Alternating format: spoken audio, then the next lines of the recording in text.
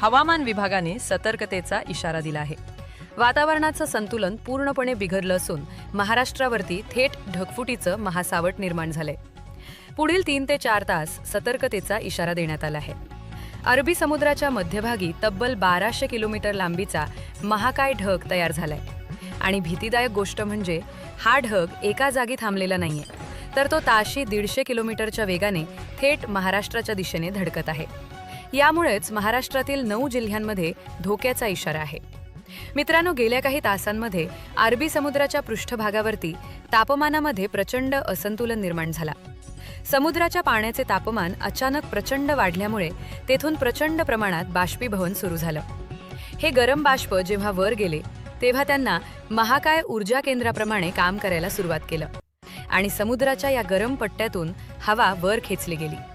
यातूनच जन्माला आलेला 1200 किलोमीटर लांबीचा काळा ढग आता महाराष्ट्राच्या दिशेने झेपावला आहे। भौगोलिकदृष्ट्या विचार केला तर आपल्या महाराष्ट्राला सह्याद्रीच्या भक्कम पर्वत रांगांचं वरदान लाभलंय आणि सह्याद्री या ढगांना आडून धरते। त्यामुळे नेहमी कोकण किनारपट्टीमध्ये मोठ्या प्रमाणात पाऊस बरसतो। पण यावेळी वाऱ्याचा वेग इतका प्रचंड आहे की ताशी 150 किलोमीटर वेगाने हे वारे सह्याद्रीच्या अडथळ्यांना पार करत केरळ आणि कर्नाटकच्या किनारपट्टीवरून येताना या वाराने मध्येच कोट्यावधी टन बाष्प साठवून घेतला आहे आणि जेव्हा हे वारे सह्याद्रीच्या रांगांना धडकतात तेव्हा प्रचंड दाबामुळे पुढे जाण्यासाठी एक बोगदा तयार होणार आहे आणि हे ढग सह्याद्री ओलांडून थेट मराठवाडा, उत्तर महाराष्ट्र आणि पश्चिम महाराष्ट्रातील अंतर्गत 9 जिल्ह्यांमध्ये धडकणार आहे। गेल्या काही दिवसापासून जी जमिनीची उष्णता वाढली होती त्यामुळे बाष्पयुक्त ढग हे प्रचंड प्रमाणामध्ये तयार झाले आहेत आणि ही उष्णता या ढगांना वरच्या दिशेने ढकलत आहे। यामुळे ढगांची उंची वाढली आहे। ढगांमध्ये हजारो टन पाणी साचलं आहे आणि ते एकाच वेळी महाराष्ट्रामध्ये बरसणार आहे। महाराष्ट्रामध्ये एकूण 9 जिल्ह्यांमध्ये पुढील 4 तासांमध्ये ढगफुटी सदृश्य पाऊस बरसणार आहे। यावेळी वाऱ्याचा वेग देखील जास्त असणार आहे। अरबी समुद्राकडून येणारे बाष्पयुक्त वारे हे थेट महाराष्ट्राच्या दिशेनं धाव घेतील। वाऱ्याची दिशा ही नैऋत्येकडून थेट महाराष्ट्राच्या 9 जिल्ह्यांकडे सरकली आहे। 2 समुद्रांमधील हा दाब एकमेकांना ओढत असल्यामुळे महाराष्ट्रामध्ये प्रचंड विनाशकारी पाऊस येणार आहे। काही तासात घडलेल्या विचित्र घटनांमुळे संपूर्ण वातावरणाचे संतुलन पूर्णपणे बिघडले आहे।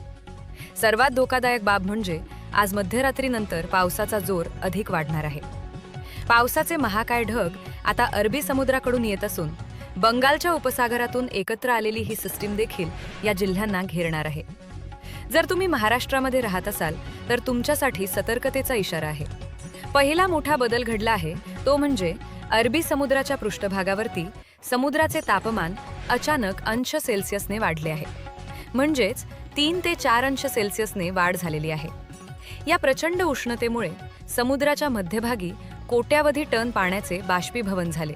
गरम बाष्प आता महाकाय वेगाने जिल्ह्याकडे सरकले आहेत। दुसरी गोष्ट म्हणजे एका बाजूला अरबी समुद्राने आणि दुसऱ्या बाजूला बंगालच्या उपसागराने महासागरामध्ये प्रेशर सिस्टीम आता एकमेकांना ओढत। या सर्व घटनांमुळे हवामानाचे चक्र हे पूर्णपणे विस्कळीत झाले आहे। नेहमी मॉन्सून किंवा पावसाचे वारे हे नैऋत्येकडून म्हणजेच केरळच्या बाजूने शांतपणे उत्तरेकडे सरकतात, पण यावेळी वाऱ्यांची दिशा ही पूर्णपणे बदलली आहे।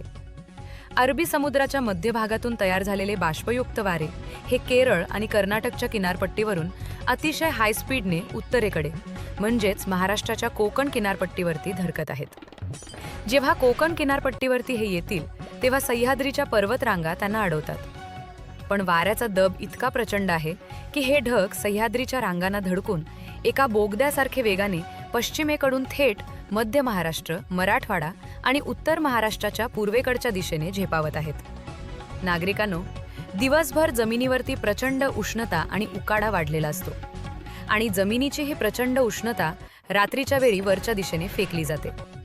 दुसरीकडे समुद्राकडून आलेले कोट्यावधी टन पाण्याचे बाष्प साठलेले ढग रात्रीच्या वेळी जमिनीच्या जवळ येतात। जेव्हा रात्री 12 नंतर जमिनीवरून जाणारी उष्ण हवा आणि वरून येणारी थंड हवा एकमेकात येतात तेव्हा तिथे मोठ्या प्रमाणात ब्लास्ट होणार आहे। उष्ण हवेच्या धक्क्यामुळे ढगांची उंची ही जमिनीवरती वाढणार आहे। ढगांची उंची वाढल्यामुळेच पाण्याचा भार त्यांना सहन होणार नाही। आणि मध्यरात्री 1 ते पहाटे 5च्या दरम्यान अनेक जिल्ह्यांमध्ये ढगफुटी सदृश्य पावसाचा इशारा देण्यात आलाय. या पावसासोबतच विजा कडकडणार आहेत. अतिशय तीव्र कडकडाट आणि वादी वारा सुटणार आहे. मध्यरात्री अचानक पाणी पातळीमध्ये वाढ होऊ शकते. अनेक ठिकाणी नदी, नाले तुडुंब वाहणार आहेत. उत्तर भारतामध्ये देखील प्रचंड प्रमाणात उष्णतेची लाट निर्माण झाली आहे. तेथील उष्ण हवा खाली दक्षिणेकडे सरकत आहे, तर दक्षिणेची बाष्पयुक्त हवा ही उत्तरेकडे सरकत आहे. या दोन परस्पर विरुद्ध दिशांनी येणारे वारे थेट महाराष्ट्राच्या सीमेवर एकत्र येत आहेत. त्यामुळे नैऋत्य उत्तर आणि पूर्व दिशेने हवामानाचा वेढा आता तयार झाला आहे, ज्याने संपूर्ण राज्याला आणि मध्य भारताला आपल्या कचाट्यात पकडलं आहे. तर याचा सर्वात जास्त फटका महाराष्ट्रातील 9 जिल्ह्यांना बसणार आहे. ढगफुटी सदृश्य पावसाचा इशारा देण्यात आलाय. गेल्या 24 तासात अरबी समुद्रामध्ये आणि केरळ, कर्नाटकाच्या किनारपट्टीजवळ एक प्रचंड थर्मल इम्बॅलन्स निर्माण झालाय. तिथल्या समुद्राच्या पाण्याचे तापमान वाढल्यामुळेच बाष्प हवेमध्ये फेकला गेलाय. केरळ आणि कर्नाटकच्या किनारपट्टीवरून सुटलेले हे वारे साधेसुधे वारे नाहीयेत, तर या वाऱ्यांनी आपल्या सभोवताली समुद्रातील अथांग बाष्प साठवून घेतले. सर्वात भीतीदायक गोष्ट म्हणजे वाऱ्यांची दिशा अशी बदलली आहे की हे वारे केरळ कर्नाटकच्या किनारपट्टीवरून सरळ उत्तरेकडे म्हणजेच आपल्या महाराष्ट्राच्या 9 जिल्ह्यांकडे आले आहेत. तर आपल्या महाराष्ट्राच्या जमिनीवरती प्रचंड उष्णता साठवून राहिली होती, ती आज रात्री बाहेर पडणार आहे. आणि उष्ण हवा जमिनीवरून हळूहळू आकाशाकडे सरकली होती, पण ही मध्यरात्री 12 ते पहाटे 4च्या दरम्यान खाली येईल, तेव्हा ढगफुटी सदृश्य पावसाच्या रूपामध्ये कोसळेल. केरळ आणि कर्नाटकच्या समुद्रावरून आलेले बाष्पयुक्त थंड ढग देखील मध्यरात्रीच्या सुमारास महाराष्ट्राच्या आकाशामध्ये प्रवेश करणार आहेत. महाराष्ट्रामध्ये मध्यरात्री विजांचा कडकडाट आणि ढगफुटी सदृश्य पाऊस कोसळायला सुरुवात होईल. गेल्या काही तासात निसर्गामध्ये असे बदल की गेल्या अनेक वर्षांमध्ये दिसलं नव्हतं, असा हवामान खात्याने रेड अलर्टचा इशारा दिला. महाराष्ट्रातील तब्बल 9 जिल्हे यामध्ये समाविष्ट आहेत. अरबी समुद्राच्या पोटातून निघालेला महाकाय मॉन्स्टर ढग आता महाराष्ट्राच्या जिल्ह्यांवर एका रेषेत वेढा घालणार आहे. त्यामुळे मध्यरात्री 150 किलोमीटर वेगाने वारे वाहतील. आकाशामध्ये मोठं संकट निर्माण झालंय.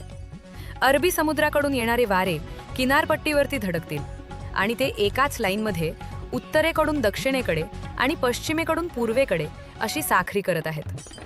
सुरुवातीला समुद्राच्या मध्यभागी वाऱ्यांचा वेग ताशी 60 ते 70 किलोमीटर असणार आहे आणि ढगांनी समुद्रातील प्रचंड उष्णता स्वतःकडे खेचून घेतली आहे. केरळ आणि कर्नाटकच्या किनारपट्टीवरून महाराष्ट्राकडे येताना वाऱ्याचा वेग ताशी 100 किलोमीटरच्या वर जाईल. केरळ आणि कर्नाटकच्या किनारपट्टीवरून येणारे वारे सर्वात आधी सिंधुदुर्ग आणि रत्नागिरीला धडकणार आहेत.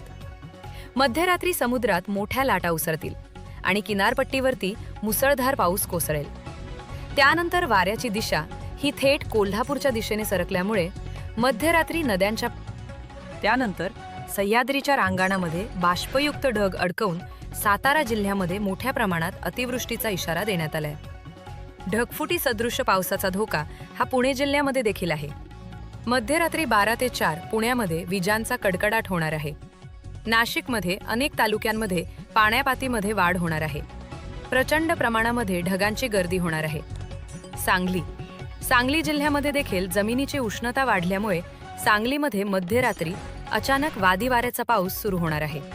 तर छत्रपती संभाजीनगर जिल्ह्यामध्ये अरबी समुद्राकडून येणारे बाष्पयुक्त वारे आणि बंगालच्या उपसागरामध्ये घडणाऱ्या घटनांमुळे मध्यरात्री कमी दाबाची तीव्रता वाढणार आहे. कमी दाबाचा पट्टा तीव्र झाल्यामुळे छत्रपती संभाजीनगरमध्ये देखील अतिवृष्टीचा इशारा देण्यात आला. बीड जिल्ह्यामध्ये वाऱ्याची दिशा अचानक बीडकडे सरकल्यामुळे ज्या भागामध्ये उकाडा होता तिथे देखील मध्यरात्री ढगफुटी सदृश पाऊस निर्माण होणार आहे.